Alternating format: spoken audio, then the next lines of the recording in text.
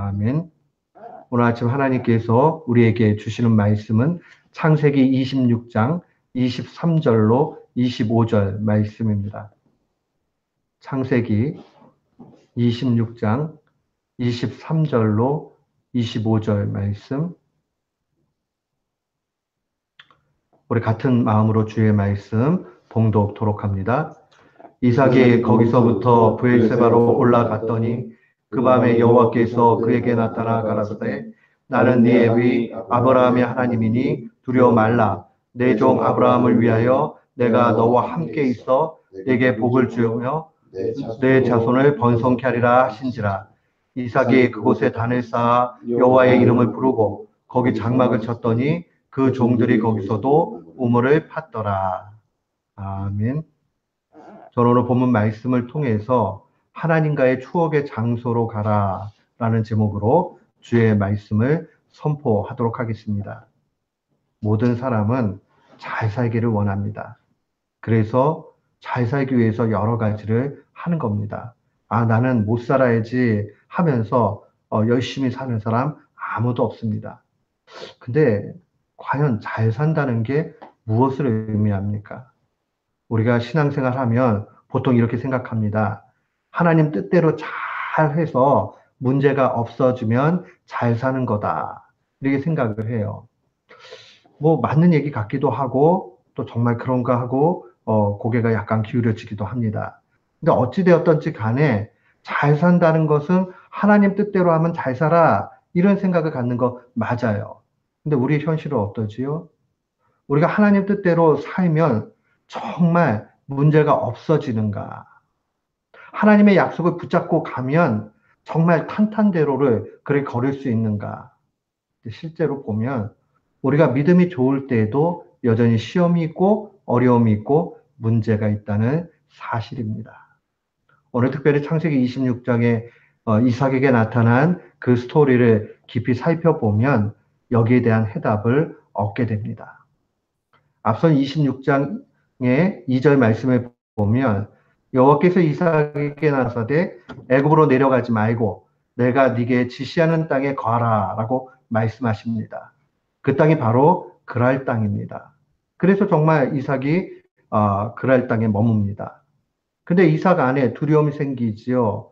마치 아버지 아브라함과 같이 이 그랄에 있는 사람들이 자기 아내 리브가를 갖다가 또 탐할까 하는 그런 마음이 생깁니다. 그래서 꾀를 내게 되지요. 똑같이 자기 아버지와 같이 누이라고 속입니다. 그리고 나서 시간이 지나지요. 시간이 지나는데 12절과 13절에 보니까 이삭이 그 땅에서 농사하여 그 해에 100배나 얻었고 여호와께서 복을 주심으로 그 사람이 창대하고 왕성하여 마침내 거부가 됐다. 그렇죠? 야, 이쯤만 보면 우리는 하나님 말씀대로 하면 결국 이렇게 잘 되는구나, 거부가 되는구나 하면서 위안을 삼을 수 있을지 모릅니다. 그런데 문제는요, 우리가 정말 믿음 가운데 가도 잘 될 때도 있지만 어떨 때는 아닐 때도 있단 말입니다. 그럼 자꾸 내 믿음이 잘못되었는가? 아니면 무언가 내가 하나님을 섭섭하게 했나? 뭐 이런 식으로 가거나 아니면 하나님에 대해서 원망이 되기도 하고 화가 나기도 합니다. 분명히 거부가 됐는데 그 다음에 이 14절, 15절 넘어가게 되면 주의 말씀이 이렇게 증거합니다. 블레셋 사람이 그를 시기하여 그 아비 아브라함 때에 그 아비의 종들이 판 모든 우물을 막고 흙으로 메었다라고 그렇게 증거를 합니다. 부자가 되고 나니까 또 다른 문제가 발생을 합니다. 16절에 보니까 부자 됐으니까 이제 우리를 떠나가라고 그렇게 요구를 합니다. 그리고 나서 그랄 지역으로 조금 더 움직이게 되는 것이죠. 그러고 나니까 이삭의 목자들과 그랄 목자들 사이에 계속적인 다툼이 일어나게 되고 새로운 우물을 그때마다 파게 됩니다. 에색도 파고 신나도 파고 르호봇까지 파게 되지요. 그리고 나서 이 싸움이 그치게 되면서 이제 오늘 본문으로 가게 됩니다. 이삭이 거기로부터 이제 브엘세바로 옮겨가는 장면이 나타납니다. 브엘세바 하면 우리는 익히 많이 들은 그러한 장소입니다. 브에세바는 맹세의 우물이라는 뜻이죠. 자기 아버지 아브라함과 관련이 있는 곳입니다. 이 아브라함 아내였던 사라에게 그 미움을 받았던 하갈이 이스마엘과 더불어서 쫓겨나게 되고 브엘사바로 가게 되지요. 그래서 거기에서 하나님 앞에 위로를 얻기도 합니다. 또 아버지 아브라함이 아비멜락과 언약을 맺은 곳이 바로 브엘세바였습니다. 그리고 나서 그들은 평안과 위로를 얻게 됩니다. 우리는 이 사실을 통해서 뭔가 생각을 해봐야 됩니다. 오늘 25절에 보니까 이삭이 그 브엘세바에 단을 쌓고 여호와의 이름을 불렀다. 여호와의 이름을 불렀다는 말은 바로 예배했다는 얘기입니다. 그리고 다시 우물을 팝니다. 하나님은 24절에 보니까 그 밤에 여호와께서 그에게 나타나 말씀하십니다. 아브라함의 하나님이다. 두려워 말라. 내가 아브라함 위에서 너와 함께 있겠다. 왜냐하면 아브라함과 언약하신 것을 기억하시겠다는 의미입니다. 사랑하는 성도 여러분, 이 말씀을 통해서 우리가 잘 산다는 것은 단순히 문제가 없어졌다 하는 뜻이 아닙니다. 하나님 뜻대로 하니까 문제가 없어졌다가 아니라 우리에게 발생되는 수많은 문제에 있어서 우리의 그 상황들을 아시는 하나님과 문제를 해결한다는 의미입니다. 문제의 해결자와 상담자와 위로자가 있다라는 것, 그분이 하나님이라는 것, 그분과 상의한다는 것, 그 자체가 결국 잘 사는 겁니다. 문제가 없어져도요, 하나님과 상의함 없이 문제가 없어졌다고 그러면 그것을 잘 사는 것이라 이야기할 수 없습니다. 우리가 인생길 걸어가다가 가시밭길을 걷기도 하고 어둠 속을 헤매기도 하다가도 주님과 그곳을 함께 동행하고 있다면 그것은 잘 살고 있는 겁니다. 황금길, 꽃길을 걷고 있어도 거기에 하나님이 계시지 않으면 그것은 아무 의미가 없게 됩니다. 24절에 이삭을 향해서 브엘세바로 올라갔던 그 이삭을 향해서 그 밤에 여호와께서 나타나십니다. 그것이 큰 위로고 힘입니다.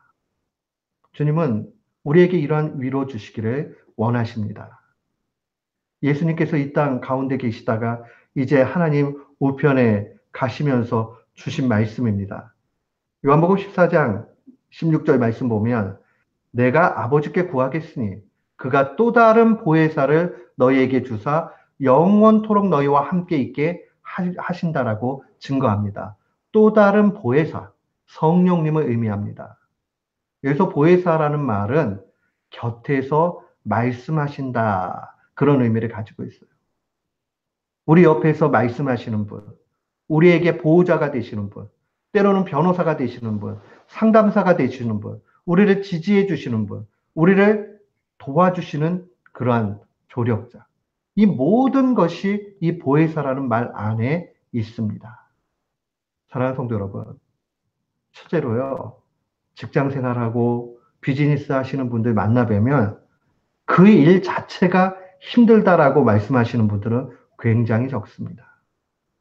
오히려 그 일들보다 사람들에게 치이고 상대적으로 힘들고 하는 그런 일들 때문에 어려워합니다. 그런데요, 누군가가 나를 지지해주고 나에게 상담을 해주고 내 입장을 대변해주고 변호해준다면 그 일들을 감당할 수 있습니다. 우리가 잘 산다는 것은 우리의 삶 가운데 문제가 없어지는 그런 차원이 아니라 그 문제를 함께 고민하고 또 진정으로 해결해 주실 수 있는 하나님 성령님이 계시다라는 의미입니다. 이삭은 그것을 배웠습니다. 그래서 자기 아버지 아브라함이 추억을 만들었던 그 브엘세바로 올라가는 겁니다. 우리는 하나님과의 추억의 장소를 기억해야 됩니다. 언제나 그곳을 기억해야 됩니다. 우리 신앙 생활 가운데 한 곳쯤은 있어야 됩니다.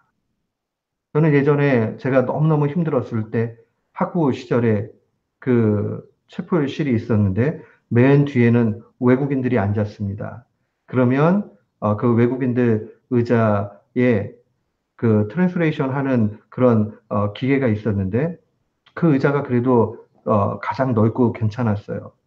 그러면 힘들 때마다 그곳에 가서 기도를 했는데 그때마다 하나님이 참 많은 위로를 주셨던 기억을 합니다. 그래서 대학원 다닐 때도 때때로 어려운 일이 있으면 일부러 학부 때 그 시절을 기억하면서 그 장소를 찾았던 기억이 납니다. 사랑하는 성도 여러분, 하나님이 우리와 함께 계신 것, 나를 붙잡아 주신 것, 그 추억의 장소를 기억하면서 그곳에서 단을 쌓고 여호와의 이름을 부르는 우리 모두가 되기를 주님의 이름으로 축원합니다.